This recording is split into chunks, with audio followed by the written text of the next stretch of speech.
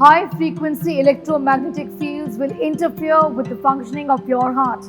Simply put, it's your mobile phone which is interfering with the functioning of your heart, especially when you put it in the left pocket of your shirt and think it's going to do nothing. It's a myth. It will cause you problems. Take a look at this report. Electronic gadgets make life very convenient and bring the world to our fingertips, with meals, clothes, and vacations just a thought away. But did you know that at the same time, your device is secretly stealing from you the very life that it's making oh so easy? Yes, you heard that right.